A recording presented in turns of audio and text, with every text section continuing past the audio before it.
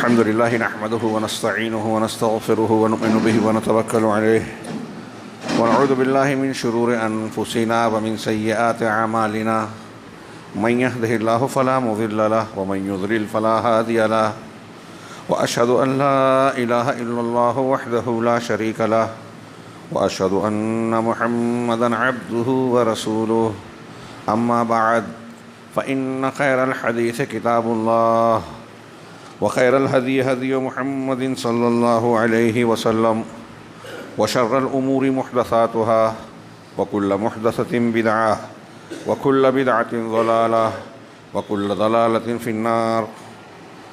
أعوذ بالله من الشيطان الرجيم. بسم الله الرحمن الرحيم. واستعينوا بالصبر والصلاة وإنها لكبيرة إلا على الخاشعين. وقال تعالى: ما أصاب من مصيبة إلا بإذن الله ومن يؤمن بالله يهدي قلبه والله بكل شيء عليم وأطيعوا الله وأطيعوا الرسول فإن توليتم فإنما على رسولنا البلاغ المبين. محترم حاضرین، ہماری اپنی زندگی میں مختلف قسم کے نشیب و فراز آتے ہیں. دنیا کا کوئی بھی انسان ایسا ہو ہی نہیں سکتا جسے مصیبت، دکھ، مسائل اور پریشانیوں کا سامنا نہ کرنا پڑے. یہ اللہ رب العالمین کی اس دنیا کا ایک حتمی فیصلہ اور نظام ہے. اس کائنات کا ہماری زندگی کا اٹل اور لازمی حصہ ہے. اس تناظر میں ایک مسلمان کے لیے جو مصیبتیں، پریشانیاں، دقتیں آتی ہیں، اس تعلق سے قرآن و حدیث نے جو تعلیمات دی ہیں اس کی روشنی میں علامہ ابن تیمیہ رحمہ اللہ کی عبارت غور سے سنیے. اس کا میں ایک حصے کا ترجمہ کر رہا ہوں. حضرت شیخ الاسلام علامہ ابن تیمیہ کہتے ہیں کہ المصائب نعمہ. اکثر میں اس کو نقل کر کے کہتا ہوں کہ سننے والے کو عجیب لگے گا کہ مصیبتیں نعمت ہیں. مصیبتیں نعمت ہیں. کیوں؟ وجہ بتائی آگے. لأنها مکفرات للذنوب. اس کی کئی وجہیں ہیں. ایک تو یہ کہ یہ مصیبت ایک مسلمان کے لیے اگر آتی ہے تو یہ گناہوں کو مٹانے والی ہے. ہم اور آپ جو بھی انسان جہاں بھی ہے، ہر شخص انسان کہیں نہ کہیں کوتاہیوں کا شکار ہے. گناہ اور غلطیاں اس سے سرزد ہوتی ہیں. لہٰذا اسے اللہ تبارک و تعالیٰ کی جانب سے بخشش کی، نظر انداز کرنے کی، عفو درگزر کی شدید ضرورت ہے. اس کے بغیر کوئی انسان دنیا اور آخرت میں کامیاب ہو ہی نہیں سکتا. تو مصیبتیں جو ہمیں آتی ہیں وہ گناہوں کو مٹانے والی ہیں. اب اس پر جو دلیلیں اگر میں دینے لگوں تو بہت لمبی بات ہوگی. شیخ الاسلام علامہ ابن تیمیہ کی عبارت پہلے پوری کر لیں. وَتَدْعُو إِلَى الصَّبْرِ. اور یہ صبر کی طرف بلاتی ہیں. جب آپ کو مصیبت لاحق ہوتی ہے کسی انسان کو یا مسلمان کو، خاص طور سے مسلمان کو، تو یہ تقاضا کرتی ہے کہ بندہ صبر کرے. مصیبتیں بذات خود گناہوں کی بخشش کا ذریعہ ہے اور پھر صبر کی دعوت دیتی ہیں. اب جب صبر کرتا ہے بندہ فَيُثَابُ عَلَيْهَا، تو اس صبر پر مزید ثواب دیا جاتا ہے. بذات خود مصیبت گناہ مٹا رہی ہے. اب اگر اس پر صبر کر رہا ہے بندہ تو مزید ثواب مل رہا ہے. اور کیسا ثواب؟ انما یوفی الصابرون اجرہم بغیر حساب. کہ صبر کرنے والے بغیر حساب کے، اندازہ نہیں ہے، اس طرح سے بدلہ دیے جائیں گے. ایک روایت ہے جسے کچھ لوگوں نے ضعیف اور بعض اہل علم نے تحقیق کے بعد حسن کہا ہے کہ دنیا میں جو مصیبتوں اور پریشانیوں کا شکار ہوئے ہیں، جب ان کو آخرت میں اللہ تعالیٰ ان کے صبر ضبط کا اجر و ثواب دے گا اور دوسرے لوگوں کو بھی جو ملے گا کم و بیش صبر کا، تو بہت سارے لوگ یہ تمنا کریں گے کہ کاش دنیا میں ہماری جلد اور ہمارے جسم کو کینچیوں سے، کاٹنے والی چیزوں سے چھوٹا چھوٹا ٹکڑا کر کے کاٹا جاتا، خوب تکلیف دی جاتی دنیا میں. کیوں؟ اس لیے کہ وہاں دیکھیں گے کہ جن لوگوں نے اللہ کے لیے تکلیفیں اٹھائی ہیں ان کو کیسا عظیم الشان اجر و ثواب مل رہا ہے. اسے دیکھ کر وہ چاہیں گے کہ دنیا میں کیا کاش انہیں اور تکلیف ہوئی ہوتی اور اذیتوں کا سامنا. بہرحال دوسرے نمبر پہ کہا کہ صبر کیا تقاضا کرتی ہیں اور اس پر ثواب ملتا ہے. وَتَقْتَضِي الْإِنَابَةَ إِلَى اللَّهِ. اور یہ صبر جو ہے وہ یقتضی، وَتَقْتَضِي لکھا ہے مصائب، وَتَقْتَضِي الْإِنَابَةَ إِلَى اللَّهِ. اور اللہ کی طرف انابت کا تقاضا کرتی ہے. اللہ کی طرف انابت، توبہ لوٹنا، انابت لوٹنا. انابت میں وہ جو ہے کیا بولتے ہیں تسلسل آتا ہے. توبہ میں صرف لوٹنا ہے، انابت میں فرما برداری کے ساتھ لوٹنا. تو انابت انہیں اللہ تعالیٰ کی طرف رجوع کرتا ہے. آپ سوچئے تھوڑی دیر کے لیے ایک آدمی اگر خوشحال ہی خوشحال ہوتا تو عام طور سے ہم دیکھتے ہیں کہ وہ گھمنڈ میں، دنیا کی لذتوں میں، خوشحالیوں میں گم ہو کر اللہ کو بھول جاتا ہے. اسی لیے علامہ ابن ابی العز شرح العقیدہ طحاویہ کے ایک مقام پہ لکھتے ہیں کہ بعض علماء کا یہ کہنا ہے، اور یقیناً بات سمجھ میں آتی ہے، کہ ایسی بیماری جس میں بندہ توبہ کرے، اللہ کی طرف رجوع کرے، اپنے گناہوں سے معافی مانگے، اللہ سے تعلق قائم کرے، ذکر و اذکار کرے، اللہ سے قریب ہو جائے.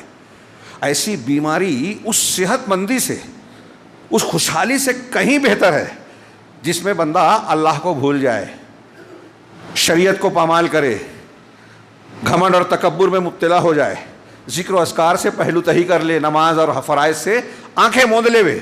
اس خوشحالی سے ایسی بیماری زیادہ اچھی ہے جس میں بندہ اللہ کے قریب ہو جائے. تو کہا اللہ کی طرف انابت کا تقاضا کرتی ہیں یہ مصیبتیں، اور اس کے سامنے جھک جانے کا. جب آدمی کو مصیبت آتی ہے تو اسے یہ معلوم ہوتا ہے کہ میری اوقات نہیں ہے، کائنات کا نظام اللہ چلا رہا ہے. کوئی حکومت ہو، کوئی دنیا کی بڑی بڑی طاقت ہو، فرعون ہو، نمرود ہو، ٹرمپ ہو، یہ نیتن یاہو ہو، یا کوئی اور ہو، ہمارے ملک کے نام نہیں لے رہا ہوں، یہ نظام نہیں چلاتے. ان کو وقتی طور سے طاقت، قوت، اختیار، تسلط مل گئے تو یہ سمجھتے ہیں کہ ہمارے پاس سارے اختیارات ہیں. نہیں، یہ عارضی طور سے ہے. اور بندے کو جب مصیبت آتی ہے، ان کو بھی آتی ہے. جو ظلم کرتے تھے فرعون ڈوب گیا. آج کے جو فرعون ہیں دیکھیے وہ بھی کہیں نہ کہیں مصیبتوں میں، کہیں نہ کہیں مسائل میں پڑے ہوئے ہیں. یہ مصیبتیں، پریشانیاں بتاتی ہیں کہ سارے نظام پر آپ کا تسلط نہیں ہے، آپ کے حساب سے دنیا نہیں چلتی، تدبیر کائنات رب العالمین کرتا ہے. لہٰذا جب بندہ یہ سوچتا ہے کہ کائنات کا نظام اللہ چلا رہا ہے، ساری قدرت، طاقت، اختیار اسی کے ہاتھ میں ہے، وہ مالک ہے، خالق ہے، الحی القیوم ہے، الصمد ہے، وہی چلاتا ہے، اس کے سب محتاج ہے، وہ کسی کا محتاج نہیں. وہ سب کو قائم رکھے ہے، اس کی ساری خوبیاں خود کی ہیں، ہم ہر چیز میں اس کے محتاج. تو جب یہ خیال آئے گا تو بندہ اس کے سامنے جھکے گا، اور یہی بندگی اور عبودیت کی بنیاد بھی ہے. اسی طرح والاعراض عن الخلق، اسی طریقے سے مخلوق سے بے اعتنائی برتنا، اس سے بھی آدمی مصیبتوں میں سدھر جاتا ہے. ایک آدمی کو خوشحالی ملتی ہے تو اپنے کمزور دوستوں کو، رشتہ داروں کو، والدین کو، اس کو فراموش کرتا ہے. جوانی کی لذتیں ہیں، مستیاں ہیں، موج مستی ہے، موبائل دیکھنے میں مزہ آ رہا ہے تو والدین کوئی بات کہہ رہے ہیں، سننے کا ٹائم نہیں ہے، ٹھیک ہے کل کر لوں گا نا، میں جھٹک دیتا ہے. شدت کرنے پر جو ہے بد کلامی کرتا ہے. یہ میں ایک مثال دے رہا ہوں. میاں بیوی کے تعلقات میں، بیٹوں کے حقوق میں، بھائیوں کے، والدین کے حقوق میں آدمی اگر خوشحال ہوتا ہے تو اس میں کوتاہیاں برتتا ہے. مصیبت آتی ہے تو آپ غور کیجیے، اپنے آپ میں جھانکیے تو یہ رشتہ و پیوند کی اہمیت سمجھ میں آتی ہے کہ یہ ہمارے اللہ رب العالمین کی جانب سے دی گئی ہمارے اقربا، ہمارے جو ہے بہت بڑی نعمت ہے، اور ان کے حقوق کا خیال رکھیں گے تو اللہ کی رحمت بھی ہوگی اور یہ بھی ہمارا خیال رکھیں گے. دنیا کی زندگی خوشگوار ہوتی ہے ارد گرد کے لوگوں کا خیال رکھنے سے، حقوق ادا کرنے سے. خود غرض آدمی بہت پریشانی کا شکار ہوتا ہے. اگر آپ چاہتے ہیں کہ اچھی زندگی ملے تو آپ دوسروں کی مصیبت میں کام آنا سیکھیں. دوسروں کے مسائل کو حل کرنے کی کوشش کرنا. ضروری نہیں ہے کہ آپ پیسہ خرچ کریں. آپ اگر کسی کے ساتھ اخلاقی اعتبار سے، اچھی بات کے ذریعے سے بھی مددگار بنتے ہیں، اس کی تسلی کا سامان فراہم ہوتا ہے، یہ بہت بڑی نیکی ہے، قیمتی سامان ہے. تو مصیبتوں میں آدمی یہ سب چیزیں اس کے اندر آتی ہے. اور بھی علامہ ابن تیمیہ نے کہا کہ اس کے علاوہ اور بھی بہت ساری عظیم مصلحتیں ہیں جو مصیبت کی وجہ سے انسان کو حاصل ہوتی ہے اگر وہ ایمان والا ہے. لیکن آگے انہوں نے کہہ رہے ہیں فَنَفْسُ الْبَلَاءِ يُكَفِّرُ اللَّهُ بِهِ الذُّنُوبَ وَالْخَطَايَا. چنانچہ خود بلا مصیبت جو ہے اللہ تعالیٰ اس کے ذریعے سے غلطیوں اور گناہوں کو معاف کرتا ہے، مٹاتا ہے. اور ھذا من اعظم النعم، اور یہ عظیم نعمتوں میں سے ہے. ایک آدمی کو مصیبت دنیا میں کیوں آتی ہے؟ گناہ کی وجہ سے. اللہ کی ناراضگی کیوں ہوتی ہے؟ گناہ کی وجہ سے. عذاب کیوں آتا ہے؟ گناہ کی وجہ سے. لوگوں کی نفرت کیوں ملتی ہے؟ گناہ کی وجہ سے. رحمتیں کیوں رکتی ہے؟ بارش رک گئی، بے روزگاری آ گئی، دشمن ہمارے اوپر مسلط ہو گیا، گناہ کی وجہ سے. یہ لکھ لیجئے. یہ میں جو باتیں کہہ رہا ہوں ایک ایک بات کی قرآن و حدیث کی بالکل مضبوط اور لاجیکل دلیلیں بھی ہیں. گناہ کی وجہ سے دنیا کی بھی ساری مصیبتیں ہیں. عذاب قبر گناہ کی وجہ سے، عذاب آخرت گناہ کی وجہ سے. اب جس چیز کے ذریعے سے گناہ مٹ رہا ہے، اسی لیے آپ دیکھیں گے بہت سارے اعمال میں اللہ کے رسول صلی اللہ علیہ وسلم نے، اور اللہ کی یہ نعمت ہے بندوں پر، ہم پر اور آپ پر، فلاں فلاں کام کر لیں تو اس سے آپ کے گناہ بخش دیے جائیں گے. رمضان کے روزے رکھیں، پچھلے گناہ معاف. تراویح پڑھی رمضان بھر میں، پچھلے گناہ معاف. ایسے مختلف اعمال، اور اس کی فضیلت میں اس کا ذکر کیا گیا ہے. چنانچہ کہتے ہیں کہ فالمصائب رحمت و نعمت فی حق عموم الخلق. تو عام مخلوق کے حق میں مصیبتیں اس اعتبار سے نعمت اور رحمت ہے. یہ جو فائدے اس کے بتائے اس کے تناظر میں یہ نعمت اور رحمت ہے، لیکن سب کے لیے نہیں ہے. الا ان يدخل صاحبها بسببه في المعاصی فی معاصی اعظم مما كان قبل ذلك.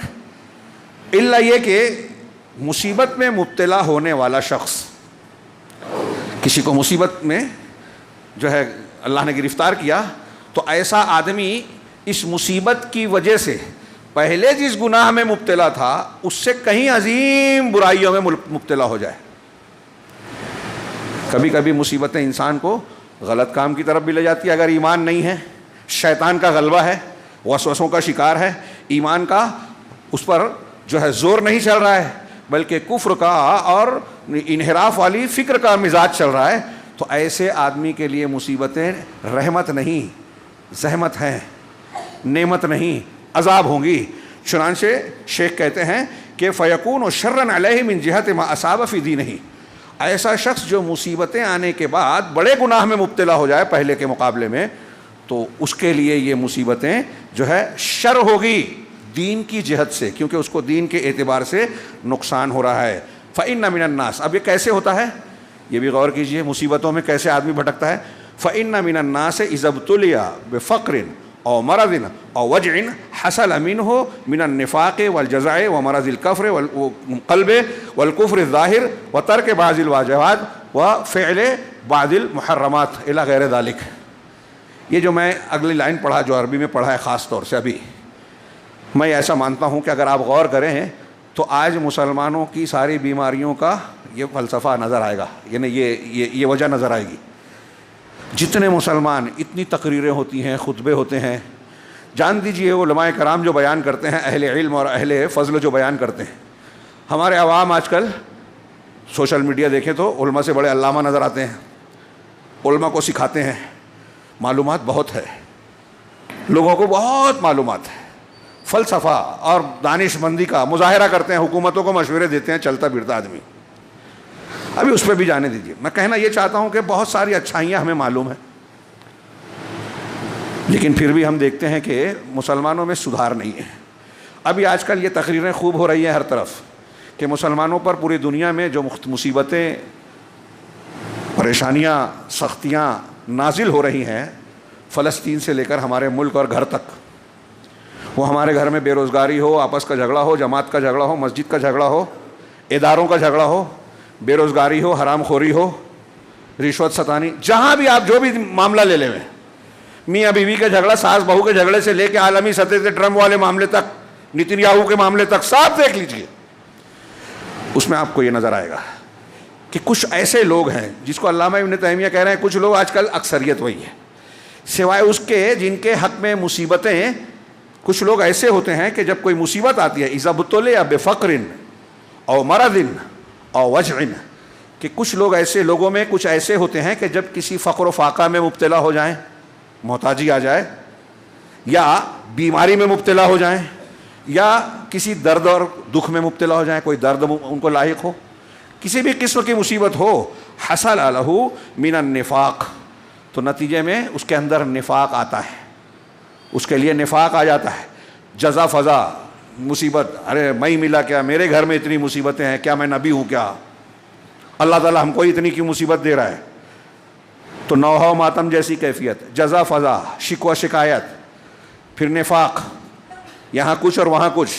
یہ کیسے سمجھ میں نہیں آیا ہوگا کچھ لوگوں کو نفاق کیسے آتا ہے مصیبت سے. بھائی دیکھ رہے ہیں کہ مسلمانوں پہ بہت مصیبت ہے، تو ہمارے یہاں کچھ لوگ مخبر بن گئے، جھوٹی خبریں دے رہے ہیں، جھوٹے گواہ بن گئے کہ فلاں کو پھنسانا ہے، اب پھنسانے کے لیے گواہ کی ضرورت ہے تو جھوٹی گواہی دینے والا آدمی بن گیا. یہاں طاقت دیکھی تو اس کے جیسا بن گیا، وہاں طاقت دیکھی تو اس کے جیسا بن گیا. اہل سنت میں اور اہل حق میں آیا تو قرآن حدیث پر عمل کرنے والا بن رہا ہے، لیکن بدعتیوں کے بیچ میں گیا تو بدعت میں بھی ساتھ ساتھ چل رہا ہے، شرک و بدعت کے تہواروں میں شریک ہو رہا ہے، ان کی ہاں میں ہاں ملاتا ہے، شرک اور بدعت کو دیکھتا ہے تو روکتا ٹوکتا بولتا نہیں ہے، اچھے لوگوں سے دشمنی کرتا ہے کیونکہ وہ کمزور نظر آتے ہیں، برے لوگوں کا ساتھ دیتا ہے اس لیے کہ وہ مضبوط نظر آتے ہیں. کھلے طور پہ فرعون کا ساتھی بنتا ہے، موسیٰ علیہ السلام کا دشمن بن جاتا ہے کیونکہ موسیٰ علیہ السلام دکھنے میں کمزور دکھ رہا ہے، فرعون کے پاس طاقت ہے، حکومت ہے، قوت ہے. اب یہ جو میں نے مثال دی اس کی روشنی میں آج دیکھیے سماج اور معاشرے میں کتنے لوگ ہیں جو مختلف مقامات پر اپنا ایمان بیچتے ہیں، اپنے آپ کو مسلمان بھی کہتے ہیں، لیکن قدم قدم پر وہ کام، وہ فکر اختیار کرتے ہیں جو اسلام کے سراسر خلاف ہے. یہ کیوں ہوتا ہے؟ ان کو ایسا لگتا ہے کہ میں پریشانی میں مبتلا ہوں، مسلمان دکھ جھیل رہے ہیں، بے روزگار ہیں، آمدنی کے ذریعے نہیں ہیں، فقر و فاقہ ہے، تو میں کفر کا، حکومت کا اور فلاں کا ساتھ دے کے اپنے آپ کو سیو کر رہا ہوں، پیسہ حاصل کر رہا ہوں، زندگی بنا رہا ہوں. یعنی اپنے آپ کو مصیبت سے نکالنے کے لیے وہ دوسروں کو پھنساتا ہے. یہ میں نے 2-3 مثالیں دی جو آپ اس پر غور کرتے جائیں. ایسے مختلف شکلوں میں قدم قدم پر ہم دیکھیں گے کہ ایک آدمی اپنے آپ کو پریشانیوں سے بچانے کے لیے، اپنے مسائل کو حل کرنے کے لیے، یعنی وہی مصیبتوں سے نکلنے کے لیے ایسے راستے اختیار کرتا ہے جو شریعت کے خلاف ہے. جانتا ہے کہ ہمارے ہاں جو الیکشن ہوتے ہیں وہ کیسے ہوتے ہیں، جو پیسہ ہے وہ حرام کا ہے، سودی لین دین حرام ہے، لیکن اگر سودی قرضہ نہیں لوں گا تو اپنے مسئلے کیسے حل کروں گا، سوال کرنے آتے ہیں لوگ.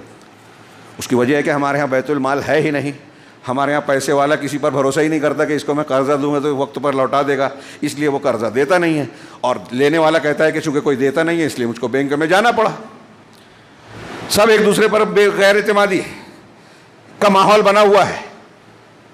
آپ کی ہماری بے ایمانی ہے کہ قرضہ لے کے لوٹاتے نہیں ہیں، ہمارے شہر میں بہت کامن ہے، لوٹاتا نہیں ہے آدمی، اور اس لیے کوئی کسی پر بھروسہ نہیں کرتا. جس کے پاس ہے اگر اس سے کوئی حاجت مند جاتا ہے، وہ چاہتا بھی ہے تو سوچتا ہے کہ میں اگر دے بھی دوں تو واپس نہیں ملے گا، اس لیے دیتا نہیں ہے، جھوٹ بولتا ہے، بہانے کرتا ہے. تو یہ بہانے کرتا ہے اپنے آپ کو بچانے کے لیے، وہ حرام راستے پہ جاتا ہے اپنا مسئلہ حل کرنے کے لیے. غور کرتے جائیے. تو مصیبتوں میں بہت سارے لوگ نفاق، جزا فضا، دل کی بیماریوں کا شکار ہوتے ہیں. دل کی بہت سی بیماریاں ہیں، شک ہے، نفاق ہے. ارے میں اتنی دعا کر رہا ہوں پھر بھی میں مصیبتوں میں مبتلا ہو جاتا ہوں. اتنا دن ہو گیا، 2 سال ہو رہے ہیں فلسطینی مسلمانوں کو جو ہے مردوں میں تبدیل کیا جا رہا ہے، کھانے پینے سے محروم کیا جا رہا ہے، دوا علاج سے محروم کیا گیا، ان کے گھروں کو تباہ کر دیا گیا، قبرستان بنا دیا گیا. 2 سال ہو گیا. اتنے سال ہو گئے بابری مسجد کو جو ہے کا فیصلہ کیا گیا.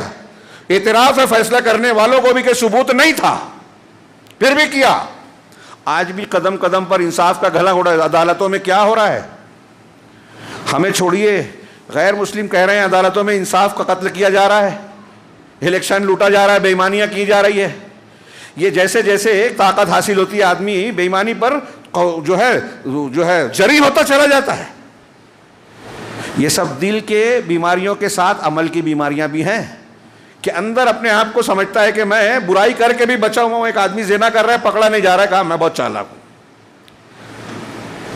میں موبائل پہ کر رہا ہوں، کوئی نہیں دیکھ رہا ہے، غلط کام، غلط چیز موبائل پہ کر رہا ہوں، چوری چھپے کر رہا ہوں، کسی کو پتہ نہیں چلا، اپنے آپ کو چالاک سمجھتا ہے. بھول گیا اللہ تعالیٰ نہیں دیکھ رہا ہے.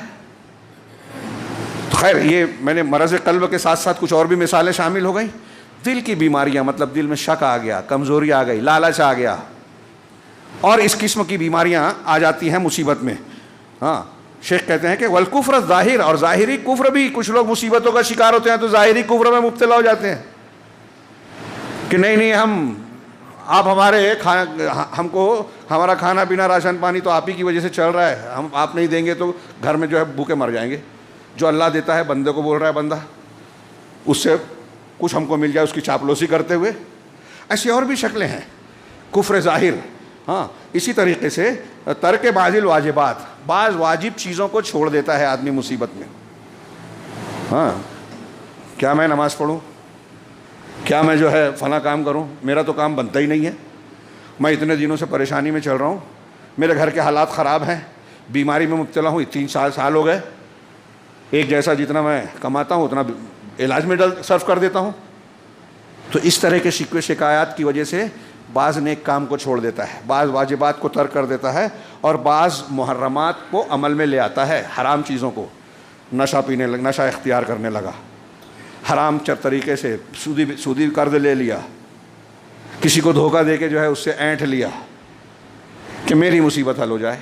تو اب جس کو دھوکہ دے رہے ہیں اس کو مصیبت میں ڈال کے آپ اپنی مصیبت حل کر رہے ہو. تو ایسے شخص کے بارے میں، اور اس کے علاوہ ایسی اور بھی بہت ساری چیزیں جو انسان کے لیے اس کے دین میں ضرر اور نقصان کا باعث ہوتی ہیں.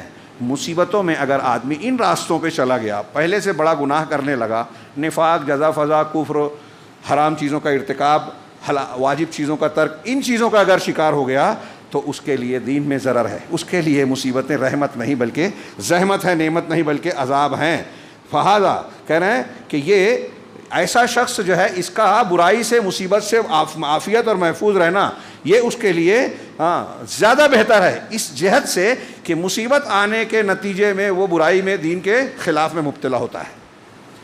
جیسے کہ وہ شخص اس کے برخلاف جو ہے کہہ رہے ہیں، جیسا کہ وہ شخص جس کو مصیبت، جس کو نیک کاموں میں اللہ کی طرف رجوع کرنے کی طرف کو مبتلا کرتی ہے، اس کے حق میں نعمت ہے. نفس مصیبت، جو مصیبت آ رہی ہے وہ بری نہیں ہے، کیونکہ مصیبت آنے کہاں سے آتی ہے؟ اللہ کے فیصلے سے.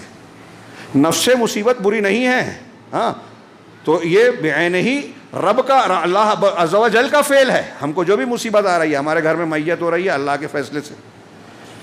فقر و فاقہ ہے، اللہ کے فیصلے سے. کسی کو دولت مل رہی ہے، اللہ کے فیصلے سے. تو ہم حسد کیوں کریں؟ ہم حسد کر رہے ہیں کسی کو کوئی نعمت ملی ہے تو اس کا مطلب یہ ہوا کہ ہم کو اللہ کے دینے پر اعتراض ہے کہ اللہ نے اس کو کیوں دیا. جیسے یہود و نصارہ کو تھا کہ محمد صلی اللہ علیہ وسلم کو نبی کیوں بنایا، تو اللہ پوچھتا ہے اللہ تم سے پوچھ کے بانٹے گا اپنی نعمت اور رحمت کو. تو اللہ رب العالمین کے فیصلے سے ہی مصیبت بھی آتی ہے، رحمت بھی آتی ہے، نعمت بھی آتی ہے. تو نفس مصیبت اللہ کا فعل ہے، اور اللہ تبارک و تعالیٰ جو فعل کرتا ہے وہ کسی نہ کسی اعتبار سے رحمت ہے، نعمت ہے، اور اللہ ہر حال میں قابل حمد و ثنا ہے، اس کی کوئی چیز بری نہیں ہے. برا ہمارا رویہ اور رد عمل ہوتا ہے، کیونکہ یہ دارالامتحان ہے. مصیبت دے گا اللہ، اور یہ مصیبت بھی ہمارے درجات کو بڑھانے، اجر و ثواب کمانے، کامیاب ہونے کا ذریعہ بناتا ہے رب العالمین. اس اعتبار سے یہ نعمت ہے. گھڑی دیکھ رہا ہوں، وقت جا رہا ہے. ابھی علامہ ابن تیمیہ کی اس عبارت کی روشنی میں کچھ نصوص کا تذکرہ کروں. میں نے جو 2 آیتیں پڑھی تھی، اب اس کو سامنے رکھ کر کچھ دلیلیں اور اپنی زندگی میں اسے فٹ کیجیے. یہ جو سبق ہے اس کی ہمیں بہت شدید ضرورت ہے. صبر کا میں نے ذکر کیا، مصیبت پر صبر کرنا. امام احمد بن حنبل رحمہ اللہ کہتے ہیں کہ اللہ تعالیٰ نے اپنی کتاب میں 90 مقام پر 90 مقام پر صبر کا ذکر کیا ہے. اندازہ لگائیے کہ قرآن مجید میں رب العالمین کے کلام میں اگر کسی چیز کا تذکرہ، حکم ایک بار آ جائے تو وہ کافی ہے اس کی اہمیت کے لیے.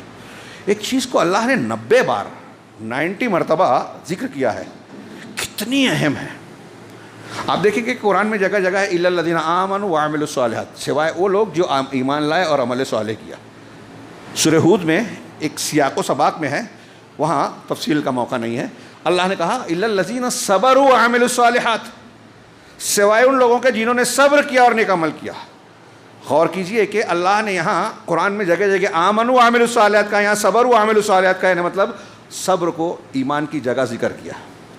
اسی لیے اور کئی وجہ سے حضرت علی رضی اللہ تعالیٰ عنہ کا قول ہے بڑا مشہور کہ ان الصبر من الایمان بمنزلۃ الرأس من الجسد، کہ صبر کا تعلق ایمان سے ایسے ہی ہے جیسے سر کا دھڑ سے. یہ سر اگر کاٹ دیا جائے تو دھڑ کا کوئی مطلب ہے؟ ایسے ہی ہماری زندگی سے صبر اگر کٹ جائے تو ہماری زندگی بے معنی. اس موضوع پر اس سے پہلے بھی میں باتیں کر چکا ہوں, لیکن قرآن میں اتنی مرتبہ تذکرہ ہے, اس سے یہ پتہ چلتا ہے کہ اس سبق کو بار بار دہرانے کی ضرورت ہے. اللہ تبارک و تعالیٰ نے وہ 4 اوصاف جن کو خسارے سے بچنے والوں کے لیے ذکر کیا ہے سورہ عصر میں, والعصر ان الانسان لفی خسر الا الذین آمنوا وعملوا الصالحات وتواصوا بالحق وتواصوا بالصبر. اس میں بھی صبر کا ذکر ہے, اور اہل علم نے اس کی تفسیر کرتے ہوئے کہا کہ 4 صفات ہے: ایمان, عمل صالح اور حق کی تلقین ایک دوسرے کو کرنا. ان تینوں چیزوں میں صبر کی ضرورت ہے. صبر کی قسمیں ہیں, تقسیم کیا جاتا ہے. اللہ کی اطاعت و فرما برداری, اللہ اور اس کے رسول کی بات کو ماننے کے لیے صبر کی ضرورت ہے. یعنی آپ جم جائیں, آپ کا دل نہیں ہو رہا ہے. صبر کا مطلب ہوتا ہے حبس النفس علی ما تکرہ. اور بھی لوگوں نے تعریف کی ہے کہ جو آپ کو ناپسند ہے, نفس کو اس پر کنٹرول میں رکھنا, روکے رکھنا. تو آپ غور کیجئے, آپ اور ہم نیکی کریں, دل نہیں ہو رہا ہے ابھی نماز پڑھنے کے لیے بستر چھوڑنا, لیکن چھوڑ دیا, یہ صبر ہے, نیکی پر صبر ہے. والدین کوئی حکم دے رہے ہیں, ڈانٹ رہے ہیں, بلا وجہ ابا نے جو ہے تھپڑ مار دیا. آتے ہیں نا ہمارے یہاں, ہمارے ابا ایسے, ہمارے ابا ویسے. شرم کرنی چاہیے. قرآن کہتا ہے اف نہ کہو. اب یہ اف نہ کہو, ماں باپ اگر سختی بھی برت رہے ہیں, اس کا یہ مطلب نہیں ہے کہ ان کو لائسنس مل گیا ظلم کرنے کا, ان کو بھی جواب دینا پڑے گا اللہ کے پاس. لیکن اگر وہ سختی کر رہے ہیں تو آپ کا کام یہ نہیں ہے کہ آپ ان کا محاسبہ کریں, پلٹ کے ان کو تھپڑ ماریں, گالی دیں, سخت کلامی کریں. اف تک کہنا منع ہے. اس کے لیے بھی صبر کی ضرورت ہے. اللہ تعالیٰ کے کاموں کو اطاعت و فرما برداری کرنے کے لیے صبر کی ضرورت ہے. برائی سے بچنے کے لیے صبر کی ضرورت ہے. آپ کو بڑی پیسے کی ضرورت ہے, ہاں, کسی دکاندار سے آپ نے سامان خریدا, اس کو لوٹانا چاہیے تھا 50 روپیہ, اس نے لوٹا دیا 100 روپیہ. 50 کا نوٹ سمجھ کے 100 کا نوٹ دے دیا آپ کو آپ تو دیکھ رہے ہیں. تو اب یہاں کیا کہتی ہے ایمانداری کہ آپ وہ 50 واپس لوٹائیں, لیکن آپ لے لیتے ہیں. تو یہ آپ نے غلطی کا فائدہ اٹھایا. آپ بھول گئے کہ اللہ دیکھ رہا ہے. زنا کا موقع ملا, سارے چانسز ہیں, ہے نا, 7 لوگ عرش کے سائے میں ہوں گے, جب اللہ کے عرش کے سائے کے علاوہ کوئی سایہ نہیں ہوگا. اس میں ایک وہ ہوگا کہ ایک حسن و جمال والی, حسب نسب والی عورت گناہ کی دعوت دے بندے کو, کیا وہ موقع ہے, لیکن وہ کہے کہ نہیں, میں نہیں کر سکتا, انی اخاف اللہ, میں اللہ سے ڈرتا ہوں. اپنے آپ کو اس گناہ سے روکا. اس کے لیے صبر کی ضرورت ہے. اگر آپ غور سے دیکھیں گے, اہل علم نے بیان کیا کہ آپ جو بھی نیکی کرتے ہیں, جو بھی کام کرتے ہیں دین اور شریعت کا, ہر جگہ صبر چاہیے. خودداری صبر کے بغیر نہیں آئے گی. آپ کسی کے آگے ہاتھ نہیں پھیلا رہے ہیں, جھک نہیں رہے ہیں. بہادری دین میں جم جانا صبر کے ساتھ ہوگی. قناعت صبر کے ذریعے ہوگی. شکر جو صبر کی ضد کہلاتی ہے, شکر میں بھی صبر کی ضرورت ہے. آپ کوئی بھی نیکی دیکھیں, کسی بھی برائی سے بچنے کو دیکھیں, ہر جگہ صبر کی ضرورت ہے. اسی لیے حضرت علی کہتے ہیں کہ صبر کا تعلق ایمان سے ایسے ہی ہے جیسے سر کا تعلق دھڑ سے ہے, کوئی چھوٹی موٹی. اس لیے ہم کو اور آپ کو ہر جگہ صبر کی ضرورت ہے. اور ایک تیسری صبر کی شکل ہے کہ مصیبتیں, پریشانیاں جو اللہ کی مقدر کی ہوئی ہے, اس میں اللہ تعالیٰ, بندہ اپنے آپ کو کنٹرول میں رکھے, اللہ تعالیٰ کے حکم کی مخالفت نہ کرے. اب اس تناظر میں ٹائم بالکل نہیں ہے, اس پہ لمبی بات کرنا چاہتا تھا, لیکن میں شارٹ میں بول رہا ہوں, آپ غور کیجئے. اس کے تناظر میں آپ جو میں نے پہلی آیت پڑھی تھی سورہ بقرہ کی, 2 جگہ سورہ بقرہ میں ہے, آگے کا حصہ دونوں جگہ الگ ہے. پہلی جگہ ہے وَاسْتَعِینُوا بِالصَّبْرِ وَالصَّلَاةِ وَإِنَّهَا لَكَبِیرَةٌ إِلَّا عَلَى الْخَاشِعِينَ, کہ صبر اور صلاۃ, صبر کے ذریعے اور نماز کے ذریعے سے مدد حاصل کرو. بعض علماء نے اس آیت میں صبر سے مراد روزے کو لیا ہے, اور کہا کہ روزہ بھی صبر ہے. آدمی کھانے پینے اور جمع سے اپنے آپ کو روکتا ہے, یہ صبر ہے. اور صبر کا عام معنی بھی لیا جا سکتا ہے. اب صبر اور نماز سے مدد لو. میں نے کئی مرتبہ بیان کیا ہے, اس سے کچھ بریلوی علماء حضرات قرآن کا معنی بدلتے ہیں اور کہتے ہیں کہ دیکھو اللہ کہہ رہا ہے صبر سے اور نماز سے مدد حاصل کرو, مدد مانگو. صبر اللہ ہے کیا, نماز اللہ ہے کیا؟ نہیں, صبر اللہ والا ہے, نماز اللہ والی ہے.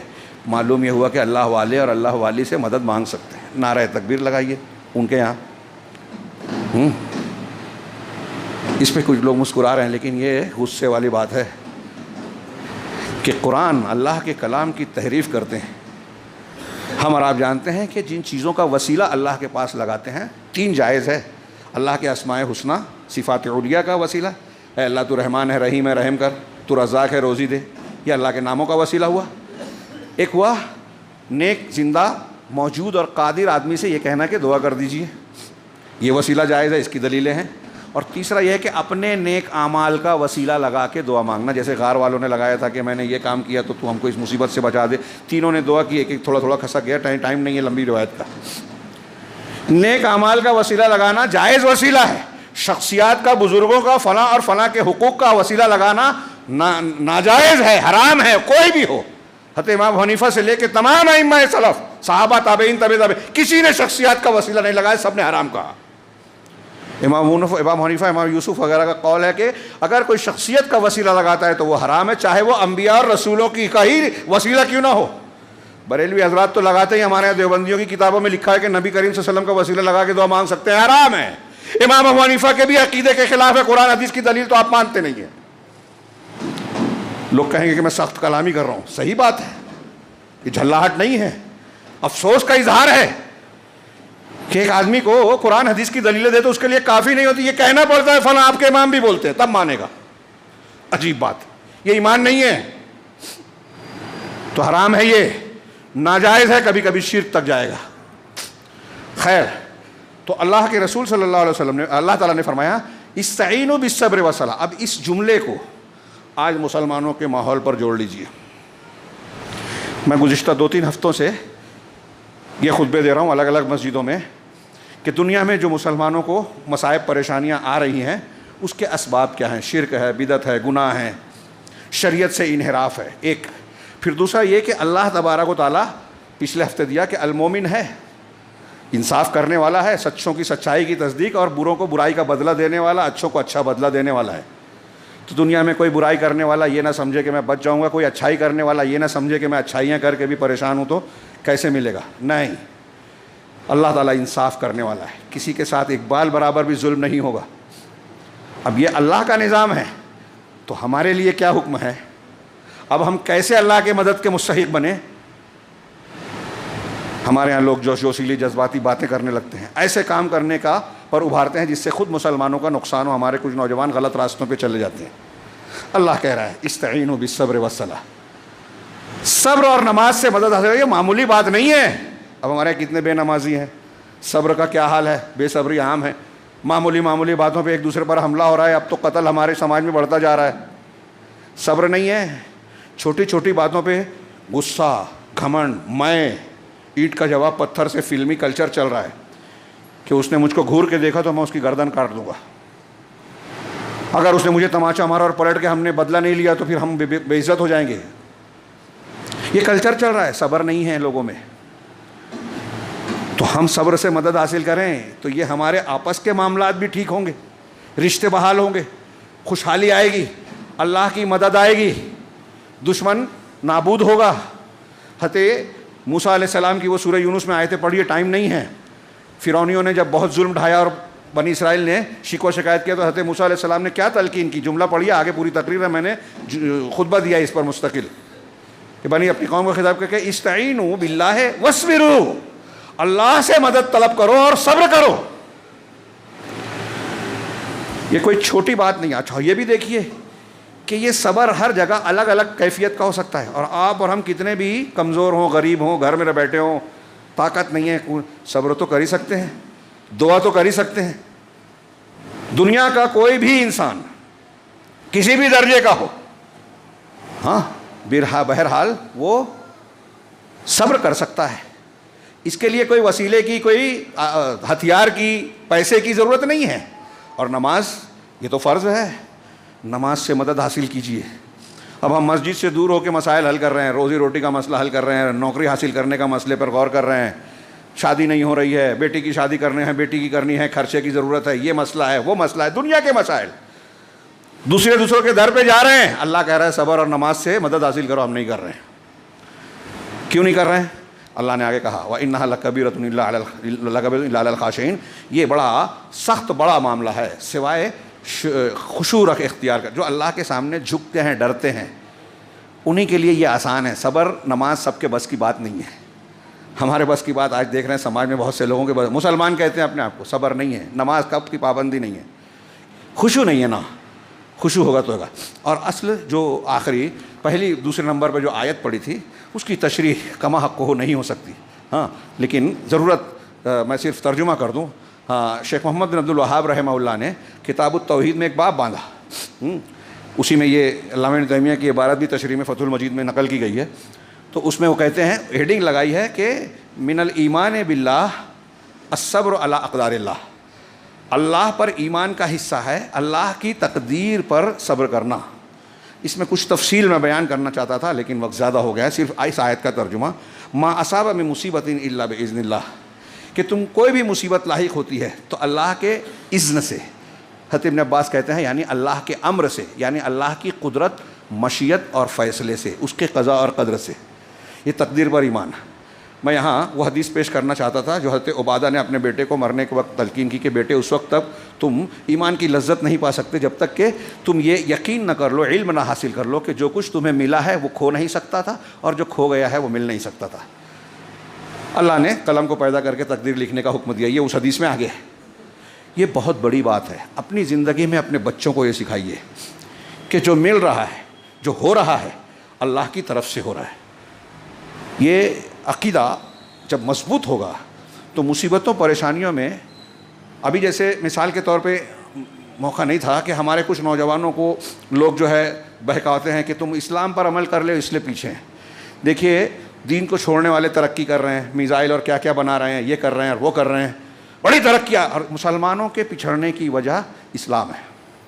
یہ نئی نسل کو پڑھایا جا رہا ہے، جبکہ مسلمانوں نے اسلام کی وجہ سے عروج حاصل کیا۔ 800 سال تک مسلمانوں نے حکومت کی، اور دنیا میں 800 سال تک جو بھی ایجاد ہوا مسلمانوں نے کیا۔ یورپ کو بھیک دی اس علم کی، مسلمانوں نے سکھایا ان کو۔ یہ کوئی ہوائی بات نہیں ہے، زندہ تاریخی حقیقت ہے، جو ہے ثبوتوں پر مشتمل، جس کا اعتراف ان کو، ان کے ماہرین کو، علماء کو بھی ہے۔ تو اسلام پچھڑنے کی وجہ نہیں ہے، ہمارا اسلام پر عمل کرنا نہ کرنا ہماری ترقی اور ہمارے انحطاط کا سبب ہے۔ تو پہلی چیز کہ جو مل گیا ہے وہ اللہ نے دیا، جو نہیں ملا ہے وہ اللہ نے نہیں دیا۔ کیسی بھی مصیبت آ جائے گی اس عقیدے کے بعد، کیسی بھی مصیبت آ جائے گی، بندہ کھڑا رہے گا، خودکشی نہیں کرے گا، مایوس نہیں ہوگا، بزدل نہیں بنے گا، جھکے گا نہیں، بکے گا نہیں، ٹوٹے گا نہیں۔ چھوٹی بات نہیں ہے۔ آپ سوچئے تھوڑی دیر کے لیے کہ آج ہمارے ہاں اتنی تعلیم کے بعد لوگ بکتے ہیں، ٹوٹتے ہیں۔ صحابہ کرام مکی دور میں کتنا اسلام آیا تھا۔ حضرت عمار، ان کی والدہ حضرت سمیہ، ان کے والد حضرت یاسر رضی اللہ عنہم کتنا ایمان جانتے تھے، لیکن مکہ والوں نے ان پر ظلم کے پہاڑ توڑ دیے، کچھ بگاڑ نہیں سکے۔ یہ صحابہ تھے۔ قرآن نے ہمارے سامنے اصحاب کہف کی تعریف نقل کی، واقعہ نقل کیا، ایمان لائے، ڈر ہوا کہ بادشاہ وقت جو انہیں قتل کر دے گا، کہا ایک غار میں جا کے پناہ لیے، اللہ نے مدد کی یا نہیں کی؟ 300 سال سے زیادہ کی، نیند دے دی، ان کے ساتھ ان کے کتے کو بھی۔ یہ اللہ کی مدد ہے نا۔ مصیبت آئی، صبر کیا، جو کر سکتے تھے بچاؤ کے لیے وہ کیا، لڑ نہیں سکتے تھے نہیں لڑے، دعا کی، جا کے چھپ گئے۔ اصحاب اخدود کا قصہ نقل کیا اللہ نے، والسماء ذات البروج والیوم الموعود وشاہد ومشہود قتل اصحاب الاخدود۔ پڑھیے، وہ گڑھوں والے جو ہے اصحاب، جب وہ مسلمان میں پورا قصہ ہے، صحیح مسلم کی حدیث میں، ایک بچہ ایمان لایا، اس کے اللہ نے اس کے ہاتھوں پہ کرامتوں کا اظہار کیا، ایک بڑی تعداد اس پر بالآخر مسلمان ہوئی، اس کے یہ رب، یہ جس رب کو مانتا ہے ہم بھی ایمان لائے۔ اپنے اس کے دین سے واپسی کے لیے لوگ، اس وقت کے بادشاہ نے جو ہے بڑے بڑے گڑھے جلائے، آگ جلائی اور اس میں ان کو ڈالا۔ آج ہم مسلمانوں کو آگ کے گڑھوں میں ڈالا جا رہا ہے یا نہیں ڈالا جا رہا ہے؟ بھائی گڑھے میں نہ ڈال کے آگ برسائی جا رہی ہے، اس کا کھلا منظر آج ہم کو غزہ میں نظر آ رہا ہے۔ بنیاد کیا ہے کہ مسلمان ہیں، لیکن وہ جو مسلمان تھے پکے تھے، صحابہ کرام پکے مسلمان تھے، اس لیے دشمنوں کی چالیں ناکام ہو گئی۔ ہم مسلمان ہیں، کچے ہیں، اس لیے دشمنوں کی چالیں ناکام نہیں ہو رہی ہیں۔ دشمنوں کی چال کو ناکام بنانے کے لیے مصیبتوں میں یہ جو اس آیت میں 3-4 نقطے بیان کیے گئے ہیں، ترجمہ پڑھیے کہ ما اصاب مصیبت الا باذن اللہ، تو کوئی بھی مصیبت نہیں پہنچتی مگر اللہ کے حکم سے، اس کی مشیت سے۔